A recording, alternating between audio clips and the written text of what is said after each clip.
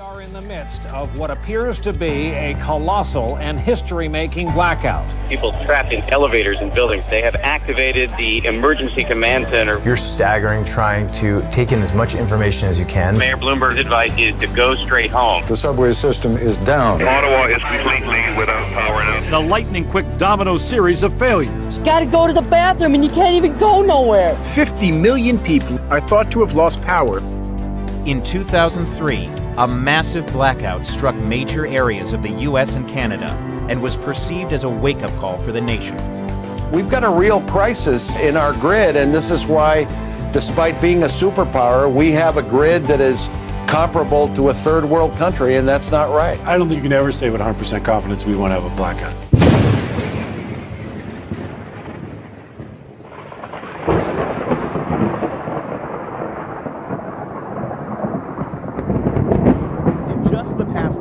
Federal authorities have issued several public warnings about foreign hackers penetrating the United States power grid and other critical infrastructure. Cybersecurity experts say the intent is to plant digital grenades in these systems until they decide to pull the pin. Right now we're tracking around 8 different teams that specifically target industrial networks. Robert Lee spent 5 years working at the National Security Agency and Pentagon Cyber Command before forming his own company called Dragos. Lee and his crew protect industrial control systems by acting like detectives investigating a crime scene. They're leaving breadcrumbs the entire way through, so they're giving us pieces to go and find those behaviors until they get to that impact. Working from a warehouse in Hanover, Maryland, Dragos track foreign hacking groups in real time, then hunt them down to prevent damage to facilities that produce oil, gas, and other energy. We've seen that these are not theoretical attacks. And my team was actually involved in the 2 different Ukraine attacks that happened, so the Ukraine 2015 and the Ukraine 2016. A national level adversary compromised portions of their power grid and did exactly that. We're able to turn off the lights in those regions. Now Lee says these cyber enemies are going way beyond controlling just light switches. But now we're starting to see really aggressive behavior on, well, I'm going to design a capability to kill people outside of conflict, outside of war, to target civilian life. And an attack on the United States would create casualties on a massive scale. Research shows a cyber attack on the power grid killing electricity would potentially leave millions of Americans without food, clean water, access to money, health care, and more. Frankly, the United States is under attack by entities that are using cyber to penetrate virtually every major action that takes place in the United States. The Director of National Intelligence recently told Congress that cyber weapons exist in the hands of not only countries but also terrorists and other activists. While Russia, China, Iran, and North Korea pose the greatest cyber threats, other nation states, terrorist organizations, transnational criminal organizations, and ever more technically capable groups and individuals use cyber operations to achieve strategic and malign objectives. This isn't a sideshow. You know, this is the way, the primary way our enemies would come after us in a future war. Cyber, physical sabotage, and nuclear EMP attack. Dr. Peter Pry worked on the U.S. Commission assessing the threat of an electromagnetic EMP attack, which would wipe out electrical systems. As an example, he says a country like North Korea could target the United States by transporting a nuclear weapon over the South Polar region, then detonating it to create a high-altitude EMP. A congressional report shows such an attack could wipe out the power grid indefinitely. That could lead to the deaths of up to 90% of all Americans within a year. So how much would it cost to secure our power grid?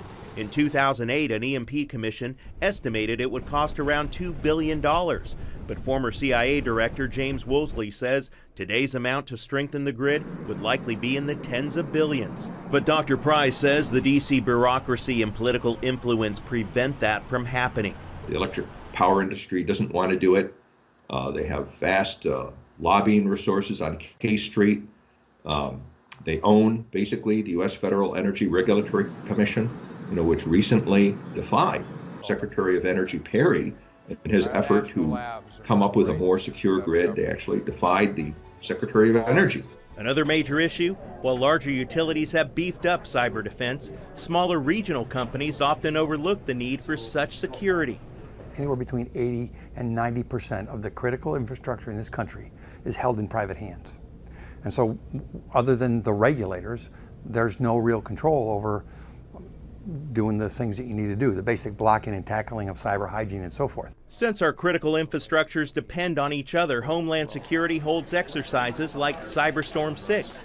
It simulates various cyber attacks simultaneously on a variety of facilities, forcing federal, state, and local agencies to work with private companies to quickly find solutions. The ability to exercise how we coordinate, how we collaborate, how we share information, because that is just as important, as we've seen in every real-life incident, as the actual technical means of identifying who's doing it and getting them off the computers. Bottom line, enemies big and small want to plant cyber sleeper weapons within our infrastructure so they can eventually use them to destroy our way of life.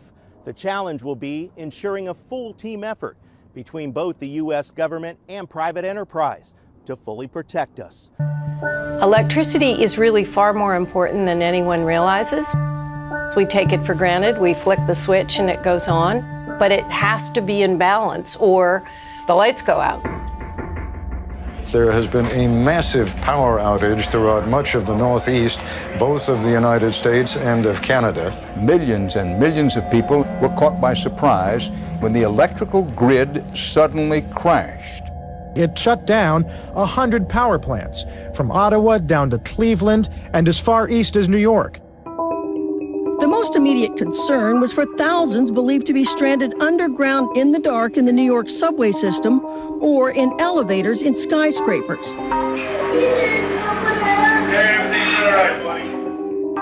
The attacks of 9/11 were pretty fresh in everybody's mind, and the first thought on almost every New Yorker that I spoke to's mind was, is this terrorism?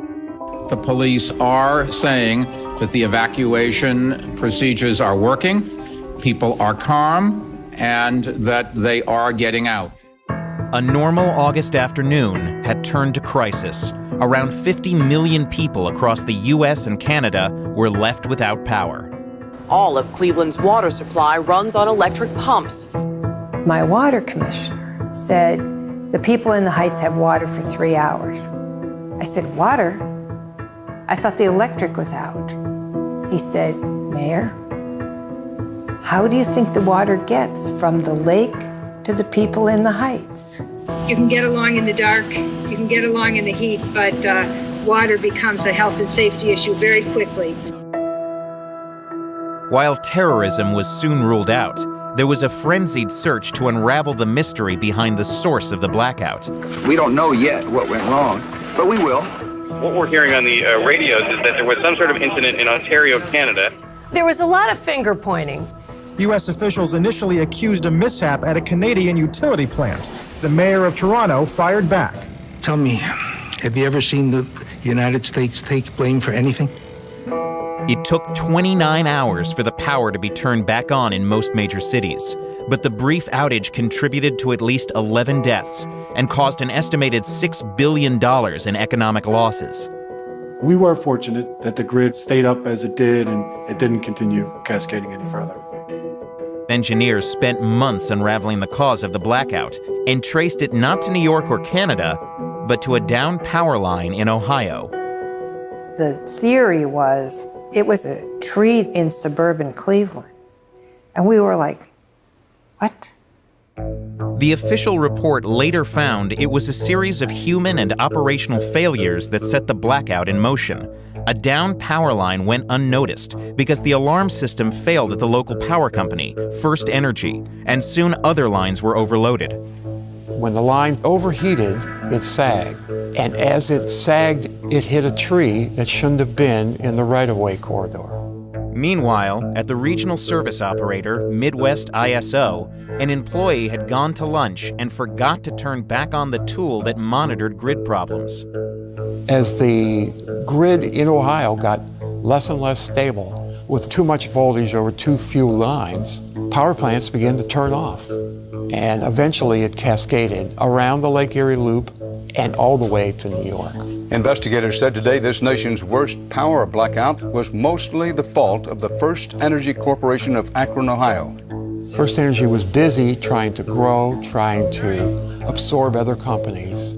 And the report found that they had let many basic things go. That included tree trimming under these power lines. Their computers hadn't been upgraded. There was more than that.